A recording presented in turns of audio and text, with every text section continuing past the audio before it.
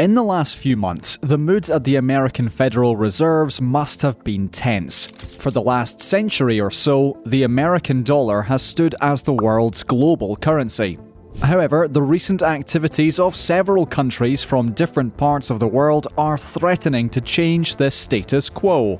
For too long, they have had to watch the Americans use this currency as another object of power due to the ability to use the dollar to impose sanctions on several nations that they do not necessarily agree with. Regardless of whether or not these sanctions may be coming from the right place, Brazil, Russia, India, China, and South Africa have had enough of the dominance of the dollar in the global market. The only difference is that they've decided to do something about it. Together, this geopolitical bloc has decided to battle this dominance by finding ways to trade among themselves with their own currency. As much as some believe that this may be a faraway point in the future, the recent activities of the Intergovernmental Organization will give them further cause to worry. Those who doubted the pulling power of this political bloc would have learned that BRICS had invited 6 new countries to their international group. Do you think that these new additions will help this group challenge Western hegemony? What does this mean for the future of the group and its new members? What does this mean for the current world order?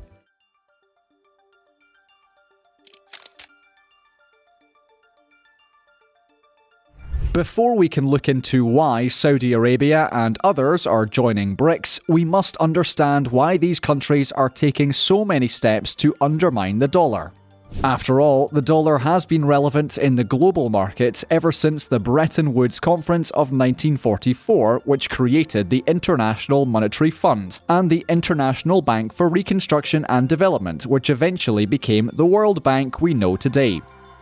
More importantly to the context of this video, this was when it was intended that the IMF would maintain a system of fixed exchange rates centered on the dollar and gold. Although the implementation of the Bretton Woods system was only in place until 1971 because President Nixon decided to end the dollar's convertibility to gold, the dollar still reigned supreme in the global market. Now, many countries all over the world have voiced their desire to end this reliance and association with the dollar. It simply places too much power in the hands of the American government. In fact, leaders like Lula da Silva, the president of Brazil, blankly stated, "I dream of having a common currency for our countries to use in transactions so that we can be independent from the US dollar. I dream of BRICS having its own currency, like the European Union's euro." Many countries have voiced similar sentiments towards the development of the R5, the currency the geopolitical bloc is currently working on. In fact, it seems as though any other currency would do, especially if it's backed by gold, so that it may substantially knock the dollar off its perch as the most prominent of the world's foreign currencies. Right now, it shouldn't even surprise many to learn that some of BRICS' new inductees are even taking several steps toward this move. For example, Saudi Arabia is currently taking steps to reduce its US Treasury bond holdings to the point where it is currently at its lowest since the end of 2016. How long this may take, we don't know. However, you get a feeling that as long as it would eventually help these countries shirk off some, if not all, of the influence the dollar has on their countries, everything will be just fine.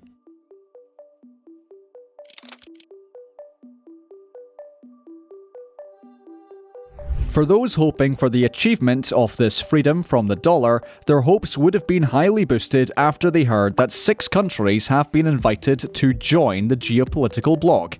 Although we don't know what it would mean for the group's name, we do know that the inclusion of Argentina, Egypt, Ethiopia, Iran, Saudi Arabia, and the United Arab Emirates is a definite win for everyone rooting for BRICS. These new additions would mean that the 11 countries that would make up the geopolitical bloc following the ratification of their new additions in January of 2024 would have control of half of the world's population and a third of its GDP. Now they can achieve their true goals, to give these countries the chance to have their voices heard on the global scale, which would undoubtedly help them gain fair and equal treatment all over the world.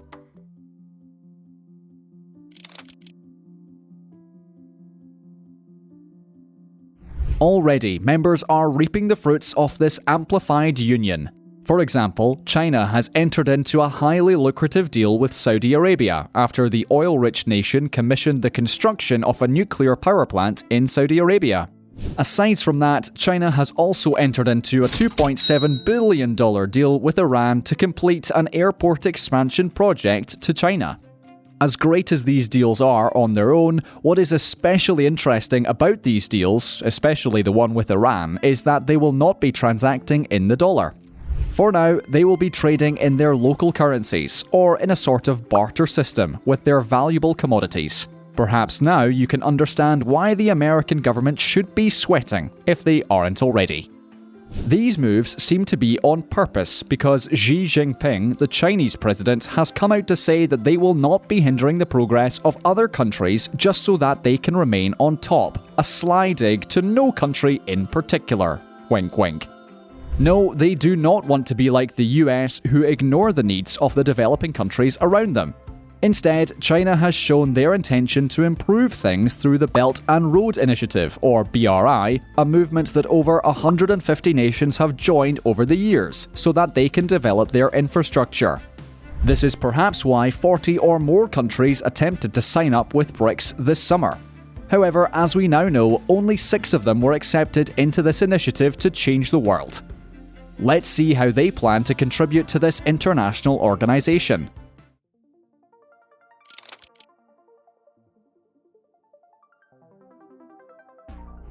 Perhaps the largest and most important inclusion to BRICS, Saudi Arabia's inclusion is likely to change things up for several reasons. Perhaps the most key of these reasons is the fact that Saudi Arabia has been a major trading partner with the US for over 50 years now. Although they've been switching oil back and forth with each other throughout this time, Saudi Arabia has shown that they are now more interested in getting in cahoots with China and BRICS as a whole. Already, steps are in play to make these countries more integrated with one another. One clear way this is being approached is how Saudi Arabia is including Mandarin into its national curriculum. Wild! And the fact that Saudi Arabia is in the process of completing a $3.6 billion deal with China to buy 10% of Rongsheng Petrochemical, and it looks like Saudi Arabia is being clear with its intention to carry out business with those closer to home.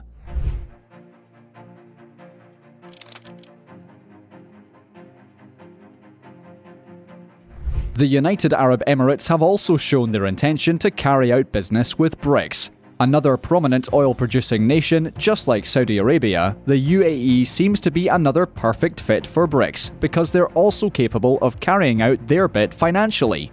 Take the $1 trillion fund it has in its sovereign wealth fund. I don't know how many nations can boast of that.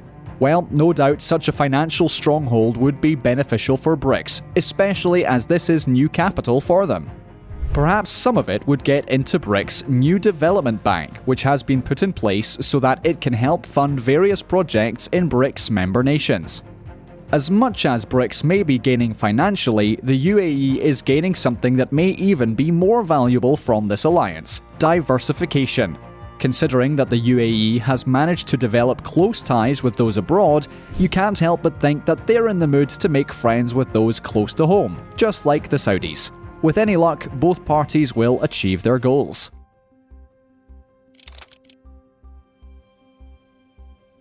The inclusion of Iran alongside Saudi Arabia and the UAE means that BRICS now has 50% of the world's oil production within its alliance. This is potentially huge because this could be all they need to begin the process of bypassing the US dollar. For now, they are doing this by trading commodities for infrastructure projects. Remember the airport expansion project that we mentioned earlier? That's right, this deviation from the dollar is slowly manifesting as if they do not want to barter, with China and Iran already agreeing to trade with local currencies as well. This is especially great from Iran, who are currently suffering from a sanction which bars them from trading with the dollar.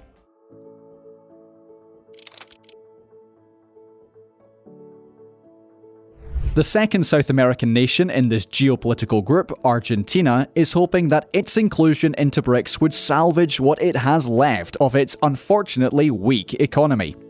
Its inclusion into BRICS would help it reduce the trade risk associated with the dollar by carrying out business with Brazil with the Chinese yen. Although Argentina may not be as wealthy as its neighbour Brazil, they hope to contribute to this union in other ways. For example, the minerals and other materials found in Argentina would be a great plus to the BRICS economy.